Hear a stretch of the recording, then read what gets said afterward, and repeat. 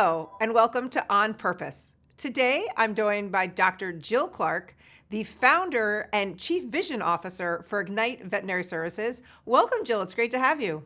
Oh man, it's Kristen. It's great to be with you as well. So, what I love about your career is how many different chapters you've had. You grew up on a farm and then became a film star as a child. Tell me how that happens.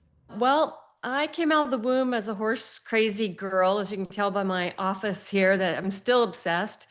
And somehow I talked my city folk parents into moving to a farm when I was about 8 years old. I still don't really know how that transpired, but and then shortly thereafter, they were doing nationwide talent search for a movie called Where the Red Fern Grows, and they were looking for the three kids for that movie. So my dad thought, I've got a daughter, I got a farm. Surely she'll fit and be able to go down and audition for the part, which I did.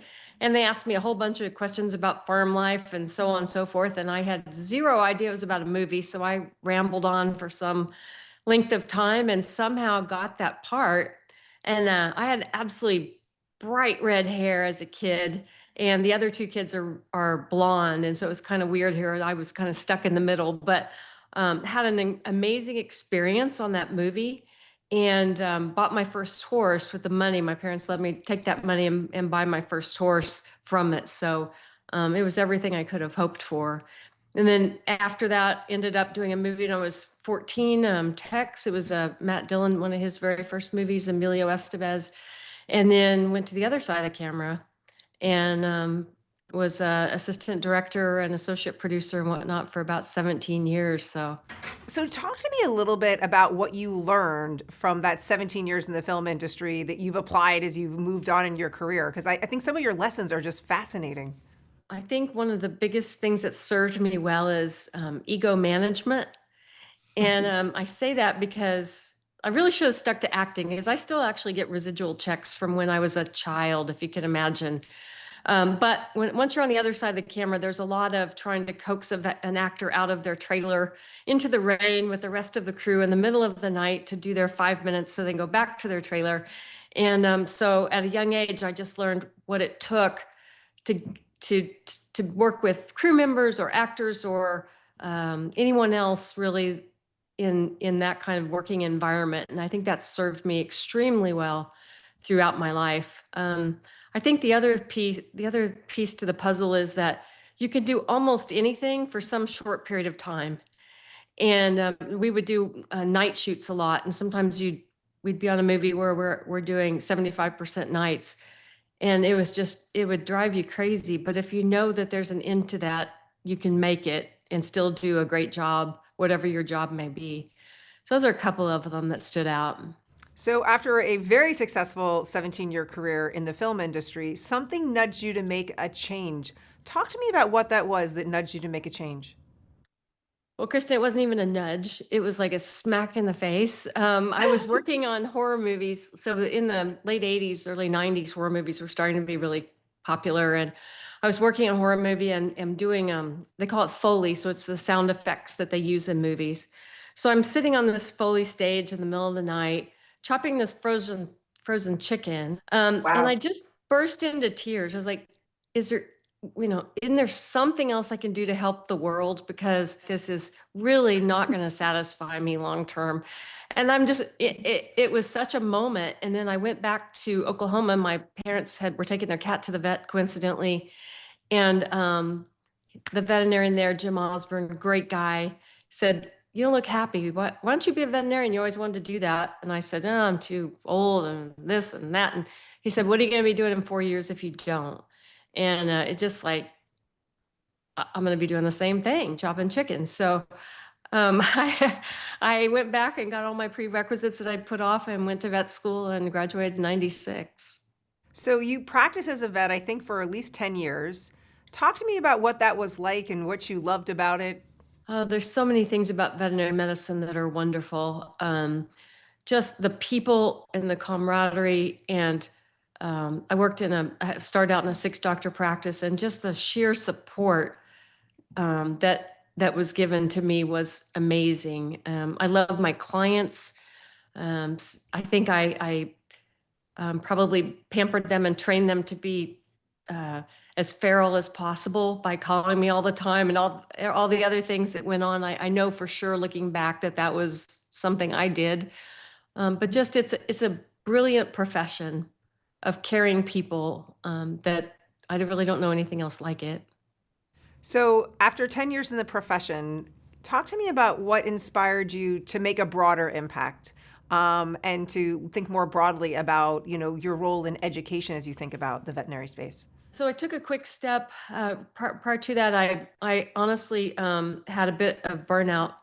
We hear about it, in veterinary medicine, but and I didn't think that's what happened to me. But now that I know more and I look back on it, it definitely was burnout that caused me to move from day-to-day practice into corporate veterinary medicine. I became vice president of operations of a 8 hospital group that grew to 80, and then was able to move over to VCA and started their corporate learning university.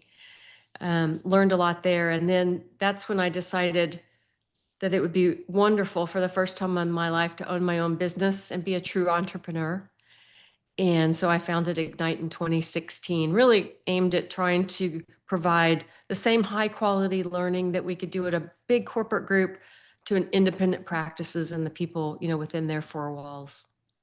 So, as you move from sort of taking care of pets to how do you inspire and train those who care for the pets, talk to me a little bit about, how you looked at some of the skills you built throughout, not just being a vet, but actually the film industry that impacted how you influence the vision for Ignite.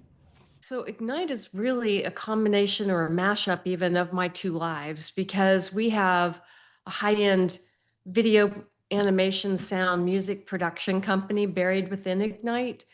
And so we take that to make, so we have very video, Ignite's very video heavy, and I think that's how today's learners want to learn.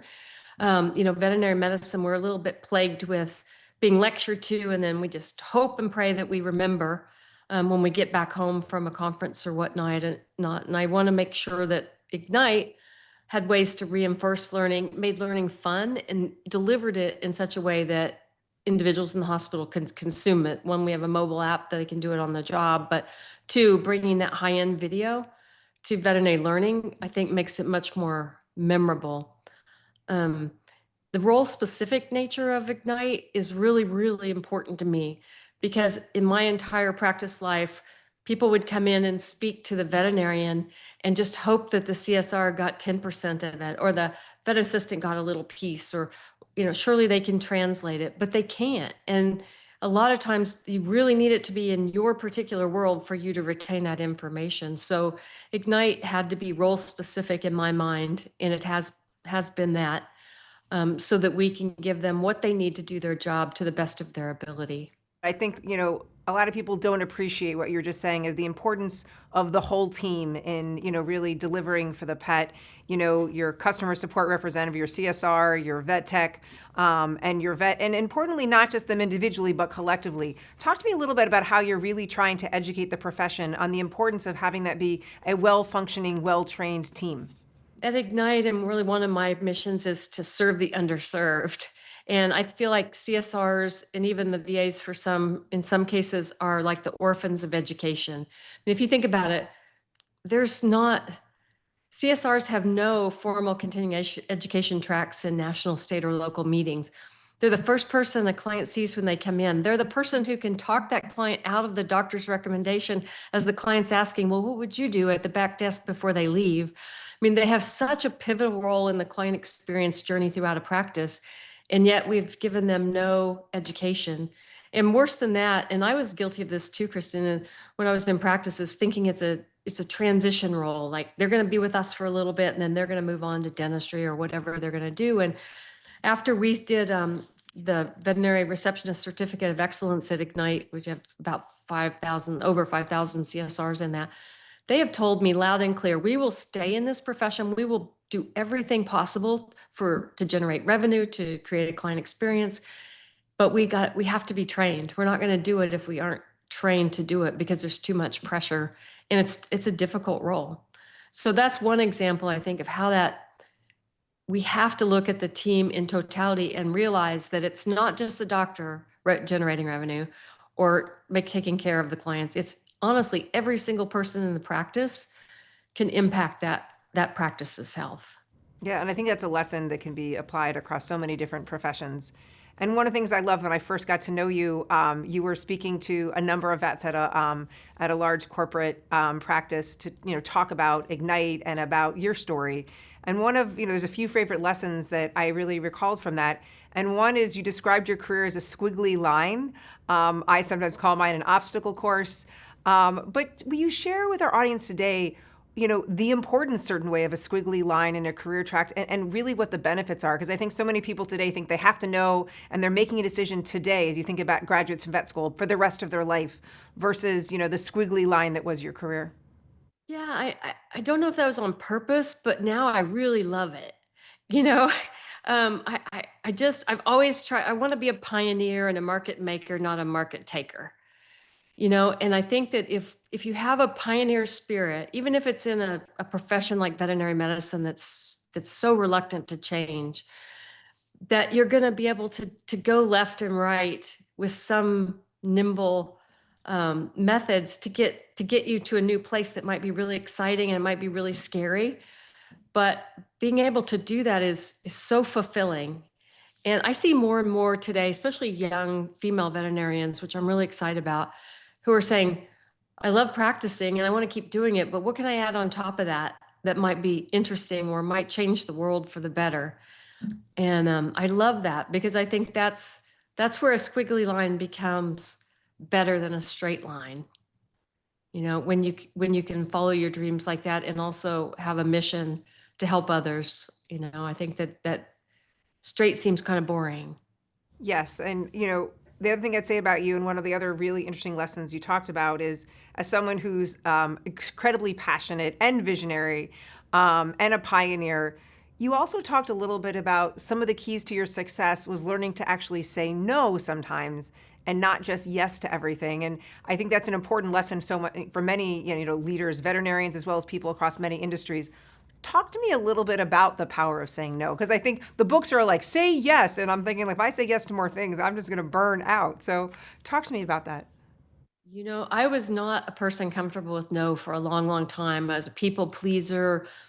I just thought I have to say yes, or my clients aren't going to love me enough, or they're not going to do what I ask. I mean, there were so many pressures that we get put on um, in society and as veterinarians, I think, to make us think that no is going to end our lives somehow. And so when I found my no, and I don't know exactly when that occurred, but I really used it a lot after that. And it's just I realized I didn't want to be mediocre.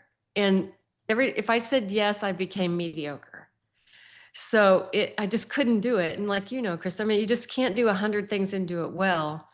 So if you really want to be good at something, you have to find your no. And it's been the best thing that ever happened to me. I honestly think if I had found no before I quit practicing, I would have stayed in practice.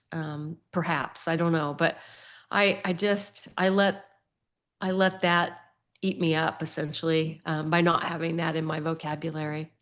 In addition to learning to finally say no, something else that you and I share is a real focus on our own wellness and our own sustainability in order to be able to deliver the pioneering leadership you have at Ignite. So, what do you do? What do you focus on to help take care of yourself? Well, I'm sleep obsessed, and I know you are too. And I just find it crazy how once I realized that sleep was okay, um, I find it crazy that our society basically punishes you for sleeping, and makes us all think we're just a bunch of losers if we sleep. But it has helped me be a much better leader, a much better wife, a much better everything. Um, by making sure that I have adequate sleep in order to refresh. I'm also big on finding a mentor.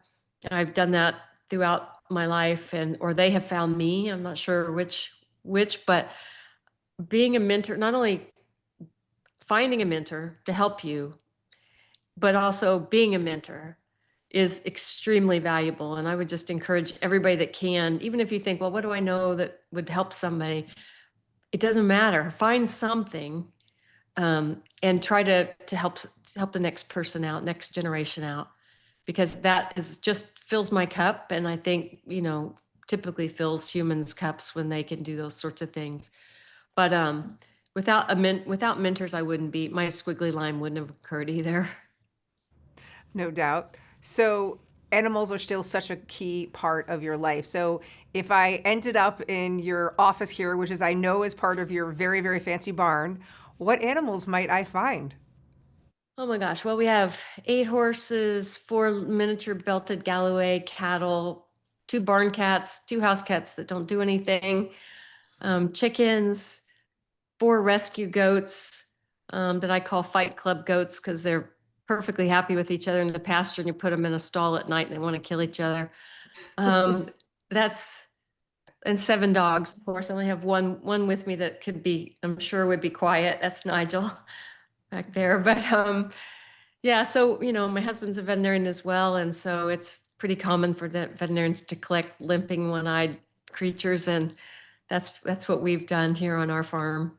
So, if you could give some advice to the next graduating class of a vet school about succeeding in the veterinary profession today, what advice would you give them? I would say be brave, speak up for yourself. No one's going to help you if they don't know that you need help. Um, I think that in this day and age that you need to be kind to yourself and to others. I mean, sometimes I think our world right now seems a little crazy potentially, and don't get caught up in that. And make sure you take care of yourself. Learn the word no, because when you're in practice, saying yes all the time is not going to help you in any way, shape, or form in the long run. It works short term, but it won't work long term. Yeah, and just take care of yourself and others, and enjoy the beautiful thing that is this profession of veterinary medicine. There's always someone to lend a hand. Always. Yes. Well, thank you so much, Dr. Jill Clark, for joining me. And thank you for joining us for this episode of On Purpose. We look forward to seeing you again next time.